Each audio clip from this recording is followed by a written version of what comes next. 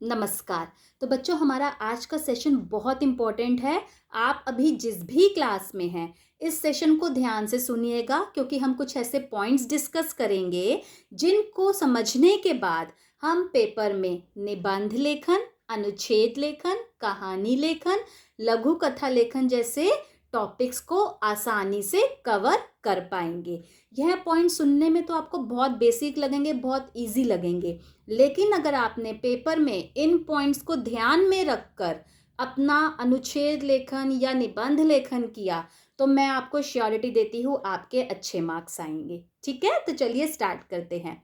सबसे पहली चीज़, जब भी आपके पास आपका पेपर आए और उसके अंदर अगर आपको आ जाए कि आपको इस टॉपिक पे निबंध लेखन लिखना है या इस टॉपिक पे आपको अनुच्छेद लेखन लिखना है, तो आपको सबसे पहले क्या ध्यान रखना है कि मुझे क्या टॉपिक दिया गया है, मेरा टाइटल क्या है, मुझे किस चीज़ पे लिखना है। चाहे हिंदी में आपका निबंध लेखन आए, चाहे इंग्लिश में आपका एस्से राइटिंग आए, आपको सबसे पहले क्या देखना है कि आपको किस बारे में लिखना है। ठीक है, अगर आपने प्रश्न ही गलत पढ़ लिया और आपने मेहनत करके पूरा निबंध लिख लिया तो आपको बिल्कुल भी नंबर नहीं मिलेंगे। इसलिए बच्चों, प्रश्न को ध्यान से देखना, फिर उसके बाद सोचना कि अच्छा, मुझे यह टॉपिक मिला है, अब मुझे इस बारे में क्या क्या लिखना है। कुछ बच्चे क्या होते हैं, एकदम से हेडिंग देखते हैं, अरे यह तो बहुत ईजी है, मैं आराम से कर लूंगी, और करना स्टार्ट कर देते हैं और फिर बीच में आके फंस जाते हैं। और फिर क्या सोचते हैं, ओहो मुझे यह पॉइंट ऊपर लिखना चाहिए था, मुझे यह पॉइंट नीचे लिखना चाहिए था। इसलिए सबसे बेटर है कि आप सबसे पहले प्रश्न देखिए, समझिए कि मुझे इस टॉपिक पे लिखना है।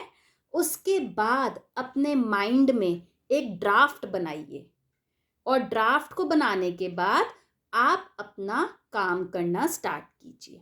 ठीक है।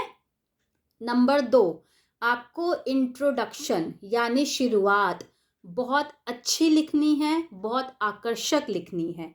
क्योंकि अगर आपकी इंट्रोडक्शन अच्छी होगी, स्ट्रॉन्ग होगी, तो चेक करने वाले को मज़ा आएगा, उसको अच्छा लगेगा कि बच्चे ने कितनी अच्छी शुरुआत की है, और वह इसी खुशी में पूरा पैराग्राफ या पूरा एस्से राइटिंग या पूरा कहानी लेखन जो भी है वह पढ़ जाएगा और आपको अच्छे नंबर मिलने के चांसेस रहेंगे।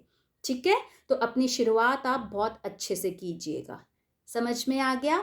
अब उस टॉपिक से रिलेटेड जो भी उसकी लाभ है या हानियां हैं या उसके कुछ फैक्ट्स हैं, इंट्रोडक्शन करने के बाद 5 से 6 लाइन का अच्छा सा इंट्रोडक्शन बनाइए।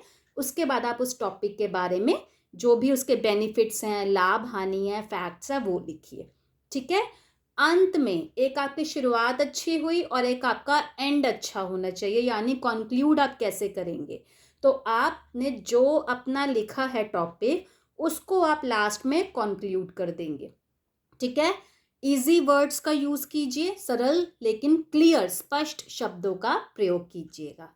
अब आपको उस टॉपिक से रिलेटेड कुछ मुहावरा आता है या लोकोक्ति आती है कि हाँ, इस टॉपिक पे मेरा यह मुहावरा अच्छे से फिट बैठ रहा है, तो उसको ज़रूर डालिए।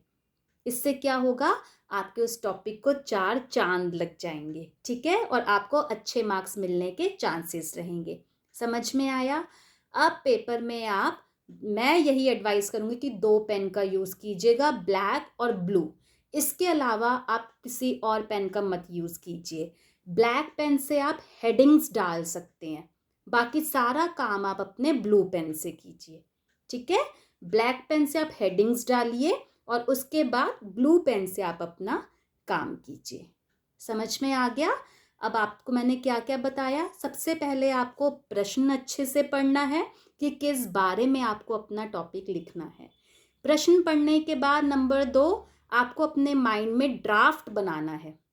2 से 3 मिनट लगाइए और माइंड में एक ड्राफ्ट बनाइए कि मैं शुरुआत में ऐसे लिखूंगी, उसके बाद मैं यह लिखूंगी और इसको कंक्लूड ऐसे करूंगी। ठीक है। उसके बाद ड्राफ्ट बनाने के बाद नंबर 3, आप एक अच्छी और आकर्षक शुरुआत से अपना पैराग्राफ या एस्से राइटिंग या कहानी लेखन जो भी है वो स्टार्ट कीजिए। नंबर 4, इंट्रोडक्शन बनाने के बाद जो भी उस टॉपिक से रिलेटेड लाभ हानि फैक्ट्स वगैरह हैं वो डालिए।